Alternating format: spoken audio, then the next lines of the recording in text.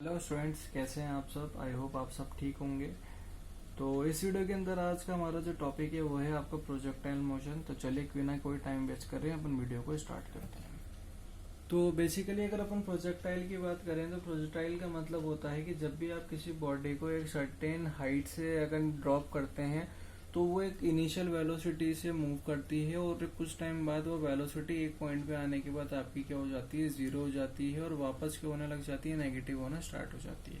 तो जो projectile motion है बेसिकली आपका दो तरीके से होता है। एक होता है आपका हॉरिजॉन्टल प्रोजेक्शन और एक होता है आपका एंगुलर प्रोजेक्शन। तो इस वीडियो के अंदर अपन बात करने जा रहे हैं हॉरिजॉन्टल प्रोजेक्शन की। तो देखिए हॉरिजॉन्टल प्रोजेक्शन क्या होता है कि जब भी मैं कोई भी मेरी ऑब्जेक्ट को एक सर्टेन हाइट से अगर नीचे की तरफ थ्रो करता हूँ तो वो कुछ आपका इस तरीके से जाता है। सपोज करिए आप कोई बिल्डिंग के 15th फ्लोर के ऊपर है और वहां से आप कीज को अपने नीचे किसी फ्रेंड को ड्रॉप मतलब फेंक रहे हैं, तो आपकी जो कीज है कुछ इस तरीके से जाएगी एक सर्टेन हाइट के ऊपर। ओके, तो यहाँ से यहाँ तक कि आपकी जो बिल्डिंग की हाइट है उसको मैं क्या बोल देता हूँ, एच बोल देता हूँ। आपके और आपके फ्रेंड के बीच में जो डिस्टेंस है उसको मैं क्या मान लेता हूँ, आर मान लेता हूँ। और आपकी जो वेलोसिटी है, जो आपकी कीज है जो वेलोसिटी से मूव कर रही हैं उसको अपन क्या बोल देते हैं, यू बोल देते हैं। और किस डायरेक्शन में आपके अलोंग मूव कर रही हैं, एक्स के। ओके, और आपके जो एक पॉइंट ऐसा आएगा जहाँ पे आपकी जो कीज की वेलोसिटी है वो जीरो हो जाएगी। तो सपोज करो कि यहाँ पे पी पॉइंट के ऊपर मेरी कीज की वेलोसिटी क्या हो रही है, जीरो हो रही है। तो अगर यहाँ पे मैं कंपोनेंट निकालूं तो इस डायरेक्शन में तो मेरा y हो जाएगा और इस डायरेक्शन में मेरा क्या हो जाएगा, x हो जाएगा। तो यहाँ से यहाँ तक की डिस्टेंस तो कितनी हो गई आपकी, y हो गई। और यहाँ से यहाँ तक की डिस्टेंस आपकी x कंपोनेंट में क्या हो गई, x हो गई। तो ये कंपोनेंट आपके क्या हो गया है, अगर मैं इसको रिजोल्व करता हूँ किसके अलोंग, इसके अलोंग।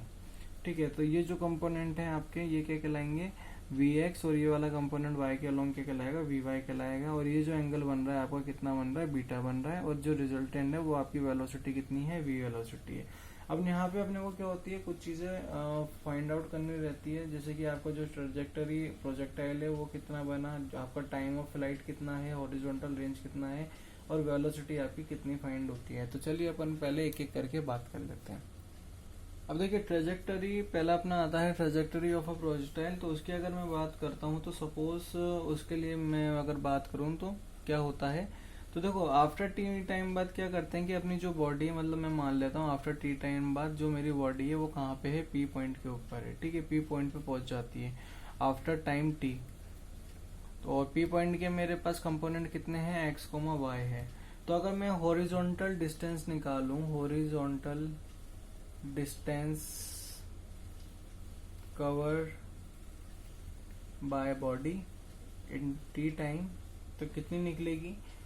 यहाँ पे मुझे पता है जो आपका वेलोसिटी का फॉर्मूला होता है वो होता है v is equal to displacement upon time. अब वेलोसिटी मेरे पास कितनी है, यहाँ पे u है, डिस्टेंस डिस्प्लेसमेंट कितना है, x है, और टाइम कितना है, t है। तो यहाँ से अगर मैं आपका यहाँ पे अगर टाइम के लिए फॉर्मूला निकालूं तो टाइम कितना हो रहा है, या मैं ऐसे कह लूँ पहले इसको मैं डिस्प्लेसमेंट के लिए निकाल लेता हूँ कि आपको हॉरिजॉन्टल डिस्टेंस कितनी कवर्ड हो रही है। तो x is equals to ut है और आपके पास टाइम कितना आ जाएगा, t is equals to x upon u।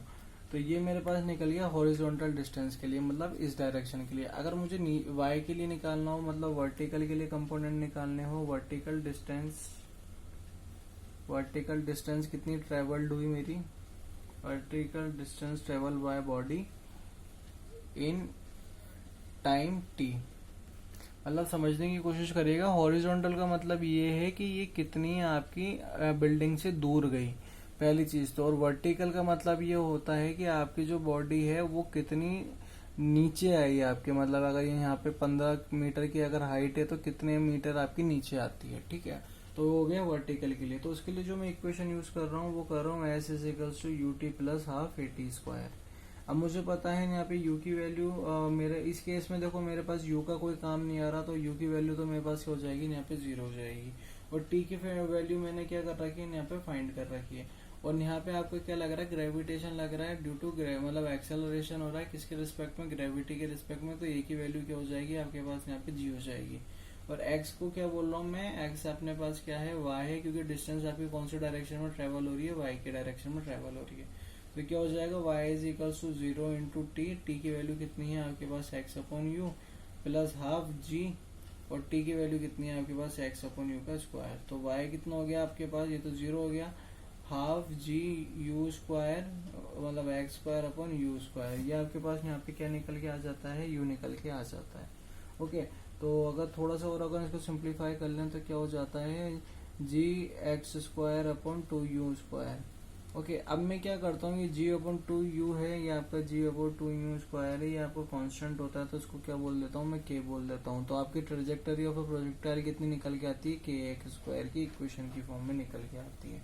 ठीक है, अब अपन बात करने जा रहे हैं यहाँ पे टाइम ऑफ फ्लाइट की, मतलब आपके ऑब्जेक्ट को कितना टाइम लगा उसको मतलब नीचे जाने के अंदर। ओके, टाइम ऑफ फ्लाइट आपका क्या होता है कि जो आपका ऑब्जेक्ट है वो नीचे जाने में और इन्हीं मतलब वो टॉप पोजीशन से नीचे जाने में उसको कितना टाइम लगा और कितने टाइम में उसने ये जो ऊपर से नीचे जो पैराबोला बनाया वो बनाया, उसको अपन क्या बोलते हैं, टाइम ऑफ फ्लाइट बोलते हैं।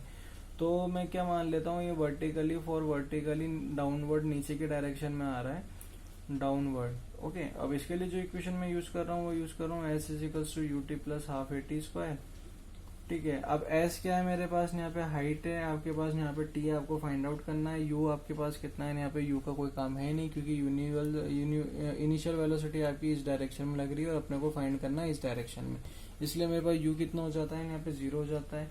और ए मेरे पास कितना है, यहाँ पे जी है, और मुझे क्या फाइंड करना है, टी फाइंड आउट करना है।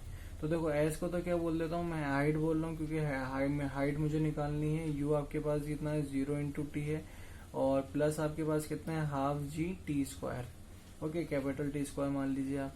तो आपके पास एच कितना निकल के आता है, हाफ जी टी स्क्वायर। आप 2 को इधर भेज दीजिए तो 2h is equals to g t square. तो टी कितना आ गया आपके पास, under root 2h upon g. तो ये फॉर्मूला आपका ड्राइव हो जाता है यहाँ पे टाइम निकालने के लिए। नेक्स्ट जो इसके अंदर मैं फाइंड आउट करता हूँ वो करता हूँ हॉरिजॉन्टल रेंज, मतलब आपका जो फ्रेंड है बिल्डिंग से वो कितने डिस्टेंस पे खड़ा है।